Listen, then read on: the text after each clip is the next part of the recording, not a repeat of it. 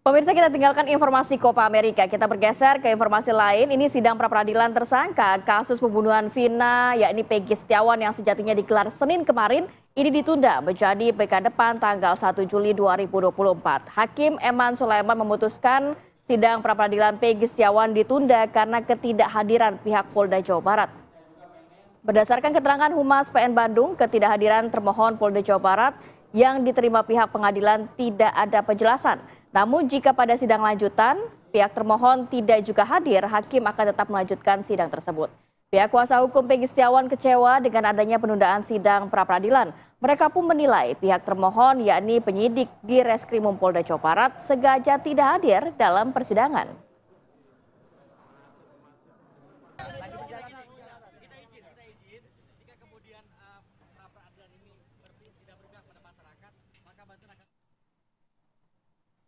Ya, sementara itu keluarga dari Peggy Setiawan menyatakan kecewa dengan adanya penundaan sidang pra-peradilan di Pengadilan Negeri Bandung, Jawa Barat. Ibunda Peggy juga menyampaikan harapannya kepada Presiden Joko Widodo.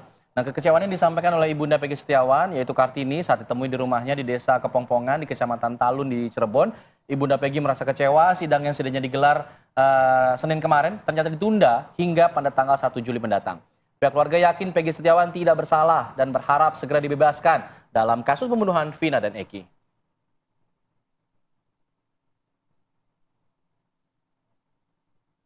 Saya harapannya semoga sidang cepat digelar dan anak saya segera bebas dan pulang karena anak saya tidak bersalah. Saya sangat kecewa sekali untuk pengunduran sidang ini. Saya hanya minta tolong kepada Pak Jokowi dan Pak Presiden yang baru untuk membebaskan anak saya. Kita akan langsung saja masuk ke dialog terkait sidang pra-peradilan Peggy Setiawan yang kemarin ditunda hingga pekan depan 1 Juli 2024. Kita sudah hadirkan dua narasumber, yakni Irjen Purnawirawan Arianto Sutadi, penasihat ahli Kapolri, dan juga Kadif Binkum Polri tahun 2007. Selamat pagi Pak Arianto. Selamat pagi Pak. Baik, selain itu juga sudah ada Mas Heri Firmansyah, pakar hukum pidana Universitas Taruman Negara Jakarta. Selamat pagi Mas Heri. Selamat pagi, Assalamualaikum. Saya mau ke Pak Arianto dulu izin. Pak Arianto, kalau melihat kemarin kan dalam sidang peradilan pihak Polda Jawa Barat ini tidak hadir. Belum ada juga keterangan kenapa tidak hadir kemarin. Kalau dari sisi Pak Arianto melihatnya apa sih yang mungkin terjadi sehingga Polda Jawa Barat kemarin tidak hadir ini? Saya juga surprise juga ya, kemarin kok nggak hadir itu ya. Harapan saya kan pasti akan hadir karena sudah dibilang tadinya udah siap ya. Humas mengatakan siap, Pak Kapolri juga menyatakan harus cepat-cepat ditangani. Nah, kemarin kok nggak jadi. Saya tanyakan kepada Kabid Humas Polda juga belum tahu, belum ada jawabannya juga. Jadi kejutan juga buat Pak Arianto nih? Ya saya juga kaget juga kok nggak hadir itu. Karena estimate saya pasti akan hadir. Tapi enggak. Kemudian tapi dengan tidak ada data itu, maka saya hanya bisa memperkirakan ya, kalau tadi tanya kenapa kok begitu ya. Karena dulu saya juga mantan sering menghadapi pra-peradilan kayak gitu. Itu biasanya kenapa faktornya Pak? Ini kemungkinan ya, estimate saya nih. Karena tim daripada yang akan menghadapi pra-peradilan, yaitu dari tim dari Binkum, mungkin kemudian ada tim yang lain itu, dia mempertimbangkan bahwa jawaban-jawaban yang tadinya dipersiapkan sudah cukup itu untuk. Tapi dengan adanya timbul banyak sekali itu kan yang bukti-bukti yang diajukan oleh para penggugat itu kan banyak itu ya, sehingga dia mungkin wah ini kurang dalam anunya istilahnya mungkin kurang pede lah tuh, kurang lengkap. Sehingga perlu dilengkapi lagi, sehingga dia butuh waktu untuk melengkapi. Dan ini menunjukkan suatu kehati-hatian daripada Polda Metro. Dia tidak mau lagi gegabah ya dengan hanya berbuat Polda Jawa Barat. Polda Jabar itu dia tidak mau lagi karena ini mempertaruhkan mempertaruhkan institusi kan gitu. Itu satu bentuk daripada kehati-hatian sehingga untuk melengkapi itu gitu. Tapi ini pasti menjadi kekecewaan masyarakat kan ya. Apalagi ada tuduhan bahwa ini pasti akan mengundurkan pra-peradilan supaya nanti pra-peradilan gugur apabila itu cepat P21. Ya, karena itu dugaan yang muncul Pak. Ya, ini gitu. strategi dari polisi agar kemudian bisa P21 sehingga gugur pra-peradilan ini. Nah, terhadap tuduhan kayak gitu tuh ya taktik strategi kayak gini di masa lalu banyak dilakukan oleh penyidik. Tapi sah Pak kayak gitu? Ya nggak apa-apa. Memang hukumnya kayak gitu kan. Hukumnya kan cuma mengatakan bahwa pra-peradilan itu gugur apabila sidangnya sudah dimulai sekarang ya. Kalau dulu kan sudah berkasnya dilempahkan ke pengadilan. Tapi sekarang kalau sudah mulai berarti pra peradilan itu gugur, bunyinya kayak gitu. Nah, celah kayak gini lah yang dipakai oleh penyidik biasanya untuk menghindari supaya dia nggak repot-repot menghindari pra peradilan gitu. Tapi kalau ini yang ditempuh oleh penyidik, kalau menurut hemat saya akan kayaknya susah ya, karena apa? Jaksa kan sekarang udah lebih alert kan, lebih hati-hati, dia nggak akan mungkin akan menerima berkas itu P21 kalau masih kurang. Karena kalau beliau menerima itu berarti nanti tanggung jawab kekurangan itu oleh jaksa kan. Jaksa jadi. Nah, saya kira jaksa nggak mau 2 kali ini ketatalan lah dalam istilah saya. Dulu 2016 kan dia sudah menerima tuntutan itu, tapi kemudian ternyata dianggap itu itu kan nggak benar itu kerja polisi itu kan. Nah, kira-kira kalau penyidik mengharapkan itu sama menggagalkan pra peradilan dengan mengharapkan cepat P21 itu kayaknya agak kurang pas gitu ya.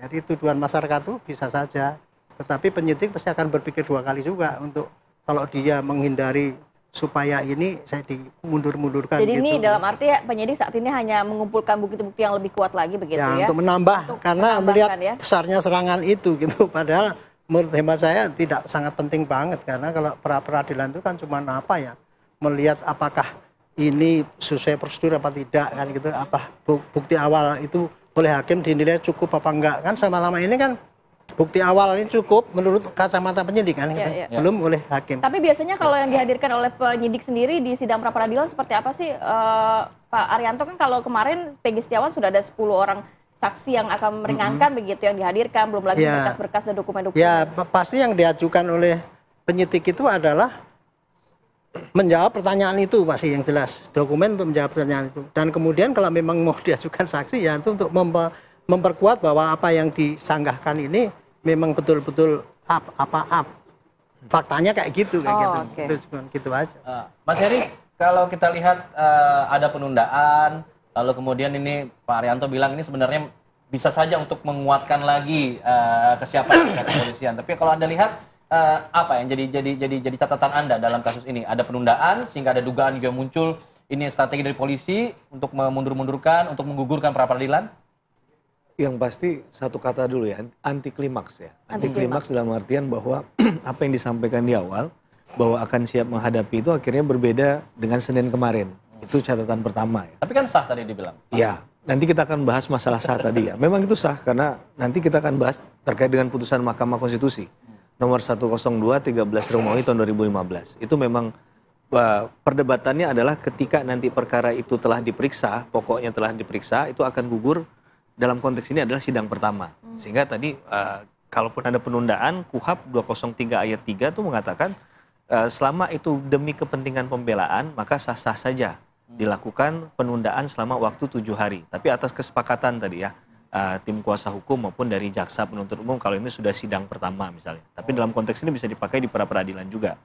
Tapi yang mau saya katakan begini, jangan sampai ada dualisme dalam hal menggunakan misalnya satu kepastian hukum, satunya kehati-hatian atau kecepatan dalam hal ini atau kehati-hatian. Karena begini, dalam konteks menunda ini kan berarti ada proses yang kehati-hatian yang digunakan.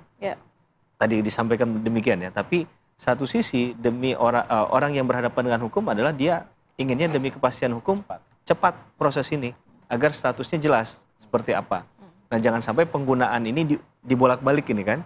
Dalam pra peradilan yang sekarang digunakan kehati-hatian, tapi ketika anggapan kuasa hukum ketika menangkap si Peggy Setiawan itu kok menggunakan kecepatan tadi kan, kira-kira demikian. Jadi ini yang harus nanti bisa dijelaskan oleh pihak kenapa nggak saat penangkapan kehati-hatian, justru nanti di kira-kira demikian. Lebih cepat gitu ya. Kira-kira demikian. Saya menggunakan kata itu harus hati-hati agar kita bisa melihatnya dari perspektif yang simpel saja. Ini narasi yang sering dipakai ini nanti. Kalau satu akan digunakan kehati-hatian, satunya kecepatan. Tapi ini kan perspektif yang akan bertabrakan dengan perspektif pendapat yang lain. Ketika orang bilang kehati-hatian, satunya kecepatan. Sebaliknya pasti akan demikian. Jadi menurut saya adalah sah-sah saja, sekali lagi dari penjelasan tadi, kalau ini ditunda dalam waktu 1 minggu. Tapi pertanyaan besarnya, apakah urgensi penundaan itu atau mengapa kemudian kemarin tidak hadir? Itu menurut saya perlu untuk disampaikan. Karena biasanya mungkin ada agenda yang dianggap penting dan kemudian misalnya para mereka yang akan bersidang tadi itu tidak bisa hadir karena ada kegiatan yang tidak bisa ditinggalkan. Ada Ini halangan ya, berhalangan begitu. ya ini sesuatu yang menurut saya juga harus diinformasikan, bentuk kehormatan kita, penghormatan kita terhadap institusi negara juga ya, terhadap pengadilan.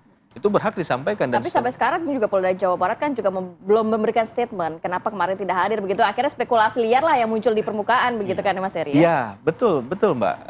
Ini sampai tadi poinnya adalah apakah ini sengaja untuk menunda agar nanti perkara pokoknya masuk duluan kan, sehingga gugurlah pra peradilan. Ini kan menurut saya jadi hal yang negatif bagi Polda Jabar, padahal belum tentu itu yang mereka lakukan begitu. Jika kemudian perkara pokoknya sudah masuk duluan, apakah kemudian perkara di pra peradilan ini bisa dibahaslah sedikit setidaknya di peradilan nanti menjadi bahan pertimbangan? Nanti dijawab saja. Kita jeda dulu.